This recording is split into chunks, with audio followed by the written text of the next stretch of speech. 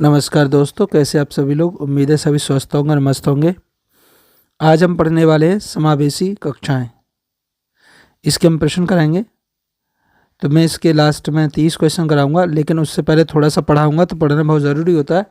उससे क्या है, आप क्वेश्चंस के आंसर बहुत आसानी से दे देंगे। ठीक है जी, चलिए। और टॉपिक इतना इम्पोर्टेंट है कि इसके बिना पेपर में क्वेश्चन बनेगा ही नहीं। मतलब 30 में से 1 या 2 नंबर का क्वेश्चन इसमें से 101% होगा, 100% होगा ही होगा, ये समझ लीजिए। तो पहले आप एक पिक्चर देख लीजिए। इस पिक्चर में आपको दिख रहा होगा अलग अलग बच्चे बैठे हुए हैं। खास बात क्या है, खास बात एक है, इसमें बच्चा देखो, ये आपको लग रहा है हैंडीकैप्ड है ना। ये छोटा बच्चा भी है। तो सब तरह के बच्चे इसमें दिखाई दे रहे होंगे, है ना। तो इस तरह की कक्षा को हम क्या कहेंगे, समावेशी कक्षा कहेंगे। एक और पिक्चर देखते हैं। ये वाली पिक्चर देखिए, सभी बच्चे एक साथ हैं, मतलब अलग से कोई व्यवस्था नहीं है, सारे बच्चे एक साथ पढ़ेंगे। उसी को हम क्या कहते हैं, समावेशी कहते हैं। ध्यान रखना है, बहुत ही जी कंसेप्ट है। और बच्चे इसको भी गलत करके आते हैं, पता नहीं क्यों। देखिए, समावेशी का अर्थ क्या होता है। समावेश का शाब्दिक अर्थ है सबको साथ लेकर चलना, अर्थात ऐसा वातावरण, प्रणाली या व्यवस्था जिसमें किसी भी व्यक्ति को उसकी जाति, धर्म, लिंग, भाषा, आर्थिक स्थिति, शारीरिक व मानसिक क्षमता, दिव्यांगता के आधार पर अलग या वंचित न किया जाए। उसी को क्या कहेंगे हम, उसी को कहेंगे समावेशी। समावेशी क्या है, समावेशी शिक्षा क्या है।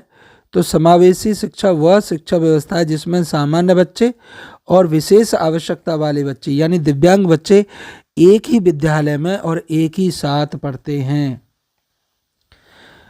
इसमें विद्यालय और शिक्षक बच्चों के अनुसार खुद को ढालते हैं, ना कि बच्चों को जबरदस्ती एक ढांचे में फिट किया जाता है। इसमें विद्यालय और शिक्षक बच्चों के अनुसार, अब देखो चेंज किस में करना है, विद्यालय और शिक्षक के अंदर, ना कि बच्चों के अंदर। समावेशी कक्षा की मुख्य विशेषता क्या है। पहला, समान अवसर, हर एक बच्चे को सीखने का बराबर मौका मिलेगा। एक ही कक्षा, अलग अलग स्कूल नहीं, सेम उसी में। लचीला पाठ्यक्रम होगा, बच्चे की क्षमता अनुसार सीखने को मिलेगा। सहायता साधन जैसे ब्रेल, ऑडियो, रैम, विशेष उपकरण से पढ़ाया जाएगा। सकारात्मक वातावरण होगा, भेदभाव रहित और सहयोगी। बाल केंद्रित शिक्षा होगी, बच्चे की आवश्यकता सर्वोपरि है तो बाल केंद्रित होगी।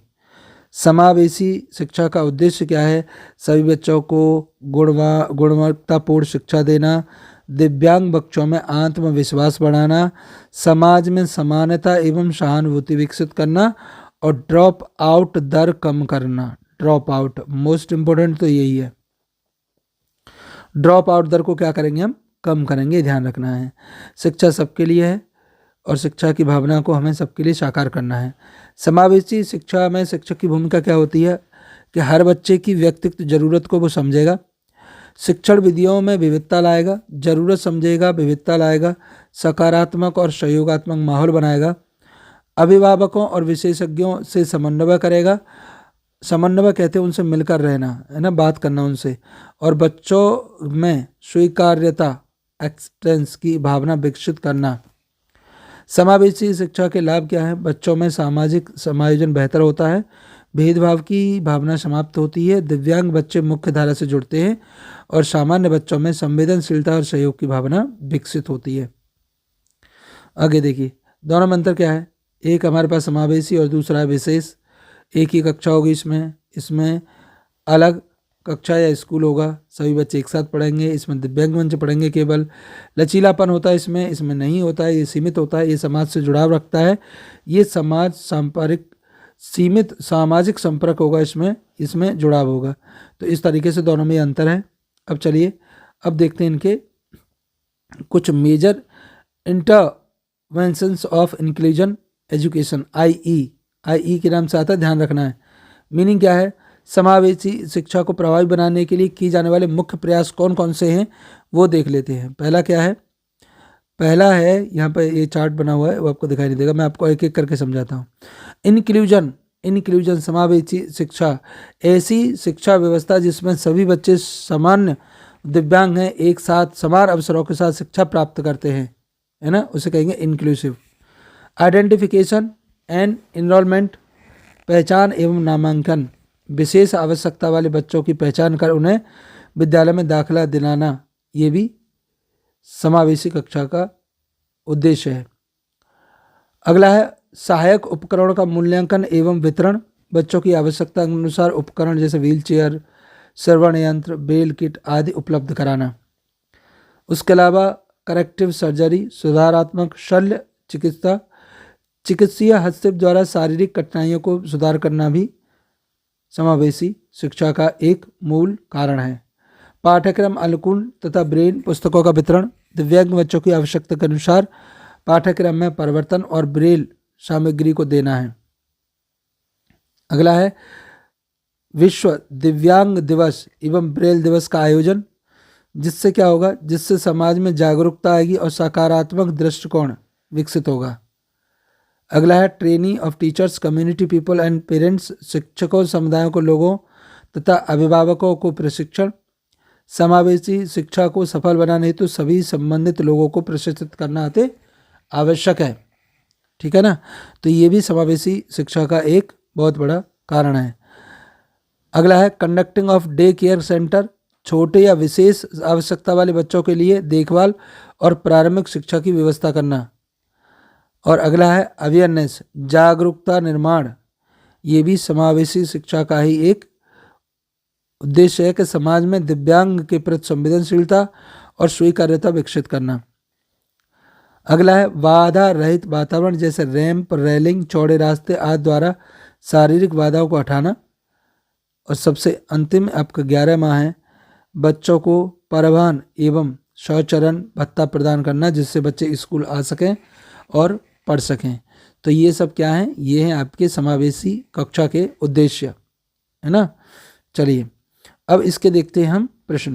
प्रश्न संख्या पहला क्या कह रहा है, समावेशी शिक्षा का मूल सिद्धांत किस पर है? समान पाठ्यक्रम, व्यक्तिगत भिन्नताओं की उपेक्षा, विविधता का सम्मान, प्रतियोगिता। तो बताओ इसका सही उत्तर कौन सा होगा? सही उत्तर कौन सा है? इसका सी वाला जो है वो सही उत्तर होगा। यानी समावेशी शिक्षा का मुख्य उद्देश्य होता है विविधताओं को स्वीकारता करना। विविधता कहते हैं अलग अलग, बच्चे अलग अलग परिवेश से आते हैं तो उनको समान रूप से हम बिठाएंगे और समान शिक्षा देंगे, यही है समावेशी शिक्षा। समावेशी शिक्षा में विद्यालय किसके अनुसार स्वयं को ढालता है? पाठ्यक्रम के अनुसार, शिक्षक के, समाज के, बालक के। तो बाल केंद्रित शिक्षा है, इसीलिए डी वाला उत्तर सही हो जाएगा। समावेशी शिक्षा में बाल केंद्रित होती है तो बालक के अनुसार शिक्षक को और विद्यालय को ढालना पड़ेगा। निम्न में से कौन सा समावेशी शिक्षा की विशेषता नहीं है? लचीलापन, सहयोगात्मक, अगर विद्यालय और समान अवसर। कौन सी विशेषता नहीं है? अलग विद्यालय विशेषता नहीं हो सकती। समावेशी शिक्षा का मतलब है विद्यालय एक ही होना चाहिए। प्रश्न संख्या है आपका 4, समावेशी शिक्षा का विरोध किससे है? विविधता से विरोध होगा, समानता से होगा, भेदभाव से होगा, या तो भेदभाव वाला उत्तर एकदम सही हो जाएगा। जब समावेशी कहें तो भेदभाव नहीं होना चाहिए। प्रश्न संख्या 5, समावेशी कक्षा में मूल्यांकन कैसा होना चाहिए? तो मूल्यांकन कैसा होना चाहिए? कठोर होना चाहिए, तुलनात्मक होना चाहिए, लचीला होना चाहिए, दंडात्मक होना चाहिए। तो लचीला होना चाहिए। लचीले से क्या होगा, हर एक बच्चा अलग अलग स्तर का है तो वो अलग अलग बच्चा अपने प्रश्नों को समाहित कर पाएगा। समावेशी शिक्षा का मुख्य उद्देश्य क्या होता है? प्रतिभाशाली बच्चों को अलग करना, सभी बच्चों को मुख्य धारा में लाना, पाठ्यक्रम पूरा करना, केवल दिव्यांग बच्चे, तो सभी बच्चों को मुख्य धारा में लाना इसका मुख्य उद्देश्य होता है, ध्यान रखना है। प्रश्न संख्या चलते हैं हम 7, समावेशी शिक्षा में शिक्षक की भूमिका क्या होती है? नियंत्रक होगा, मार्गदर्शक होगा, निर्णायक होगा या निरीक्षक होगा? ऑब्जर्वर, बताइए। तो शिक्षक जो है वो मार्गदर्शक की तरह काम करेगा, ध्यान रखना है। बी वाला उत्तर एकदम सही हो जाएगा। अगला चलते हैं प्रश्न संख्या 8, समावेशी शिक्षा में आईईपी का संबंध किससे है? इंपॉर्टेंट लगा लेना, आईईपी है ना। विद्यालय प्रशासन से, शिक्षक प्रशिक्षण से, व्यक्तिगत शिक्षा योजना से, या परीक्षा प्रणाली से? तो व्यक्तिगत शिक्षा योजना, इंडिविजुअल एजुकेशन पॉलिसी है ना, इंडिविजुअलाइज्ड एजुकेशन प्लान। प्रश्न संख्या 9, समावेशी शिक्षा किस सिद्धांत पर आधारित है? चयन पर, बहिष्कार पर, समान अवसर, किस पर आधारित है? समान अवसर पर आधारित है। अगला देखिए प्रश्न संख्या 10, समावेशी शिक्षा में पाठ्यक्रम का स्वरूप कैसा होता है? कठोर होता है, स्थिर होता है, लचीला होता है? तो इसका लचीला होता है। ये प्रश्न पहले भी आ चुका है। प्रश्न संख्या 11, निम्न में से कौन सा समावेशी शिक्षा को बढ़ावा देता है? अलगाव, सहयोग, प्रतिस्पर्धा, उपेक्षा? तो सहयोग जो है वो समावेशी शिक्षा को बढ़ावा देगा। आगे चलते प्रश्न संख्या 12, समावेशी शिक्षा में सहपाठी पीयर किसकी भूमिका निभाता है? आलोचक की, सहायक की, पर्यवेक्षक की, नियंत्रक की? तो सहायक की। वो सहायता करेगा ना कि आलोचना करेगा। ठीक है ना। प्रश्न संख्या 13, समावेशी शिक्षा किस प्रकार के वातावरण की मांग करती है? दंडात्मक, प्रतिस्पर्धात्मक, सकारात्मक या निष्क्रिय? कैसा होना चाहिए वातावरण? है ना, सकारात्मक होना चाहिए, पॉजिटिव वातावरण होना चाहिए। प्रश्न संख्या 14, समावेशी शिक्षा का सामाजिक लाभ क्या है?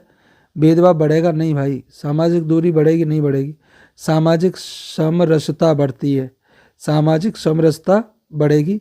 प्रश्न संख्या हमारे पास 15, समावेशी शिक्षा में बाधा कौन सी होती है? अप्रशिक्षित शिक्षक, सहयोग, संसाधनों की कमी, सकारात्मक दृष्टिकोण? बताओ कौन सी बाधा है जो समावेशी शिक्षा को चलने नहीं दे रही है? या तो शिक्षकों को प्रशिक्षित नहीं किया गया, या सहयोग नहीं है, संसाधनों में कमी है, सकारात्मक दृष्टिकोण है। कौन सा उत्तर सही होगा इसका? तो इसका उत्तर सी वाला सही है। संसाधनों की कमी का एक प्रमुख चुनौती है कि हमारे पास प्रमुख संसाधन नहीं है। समावेशी शिक्षा का मुख्य फोकस किस पर है? अक्षमता पर, कमी पर, क्षमता पर या तुलना पर? बताओ।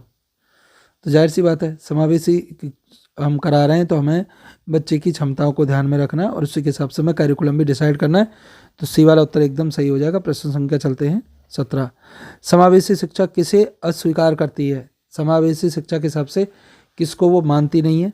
विविधता को, सहयोग को, लेवलिंग को, सहभागिता को? तो लेवलिंग, है ना, तो लेवलिंग को नहीं मानती है, वो ध्यान रखना है। लेवलिंग कहते हैं बच्चों को, लेवलिंग वैसे भी नहीं करनी चाहिए क्लास में। समावेशी शिक्षा किस विचारधारा से जुड़ी है? समावेशी है तो समावेशी का मतलब क्या होगा? समानता। सबको क्या करना है? समान रूप से देखना है, समानता ही उसकी आत्मा है।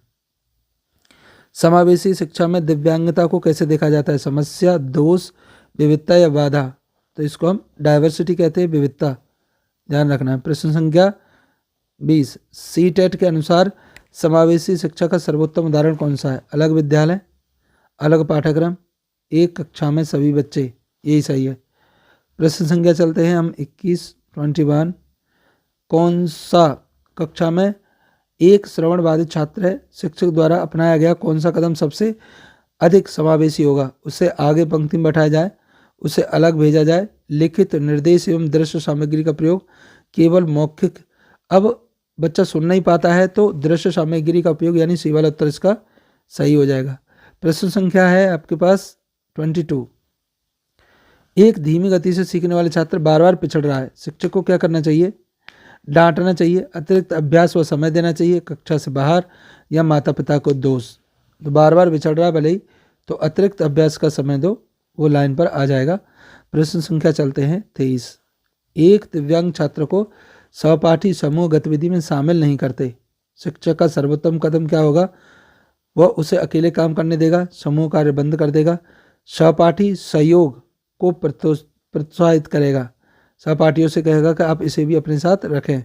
तो प्रश्न संख्या चलते हैं हम 24, दृष्टिबाधित छात्रों के लिए कौन सा साधन सबसे उपयुक्त होता है? दृष्ट जिसको दिखाई नहीं दे रहा, चार्ट, प्रोजेक्टर, ब्रेल और ऑडियोलिपि?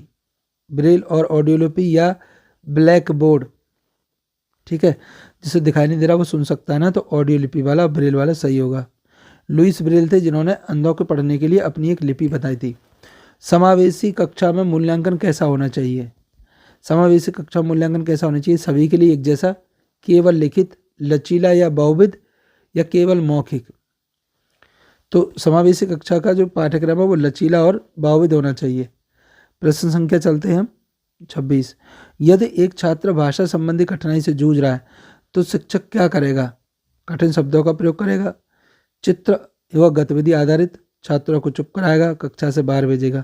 तो गतिविधि आधारित प्रशिक्षण देने से छात्र का सुधार हो सकता है, छात्र में सुधार किया जा सकता है। प्रश्न संख्या 27, समावेशी शिक्षा में पाठ्यक्रम का स्वरूप कैसा होना चाहिए? कठोर, लचीला, अपरिवर्तनीय या सीमित? अब पाठ्यक्रम की बात की जाए तो पाठ्यक्रम लचीला होना चाहिए, बार बार बोलना है।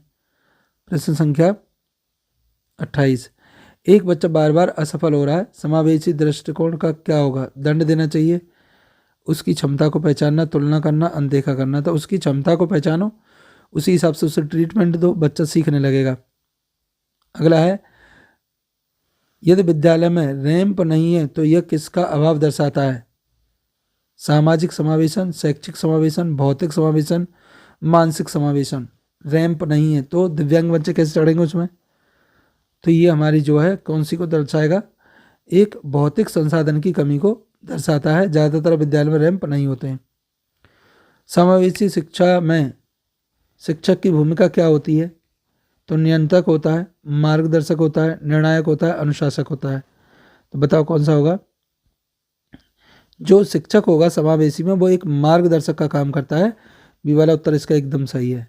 आगे चलते प्रश्न संख्या 31, एक अभिभावक दिव्यांग बच्चे को अलग कक्षा में रखने की मांग करता है, शिक्षक को क्या करना चाहिए? तुरंत सहमत होना चाहिए, बच्चे को अलग रखना चाहिए। समावेशी शिक्षा के लाभ समझाइए, क्या फायदा होगा बच्चे को अगर एक साथ पढ़ाएंगे तो?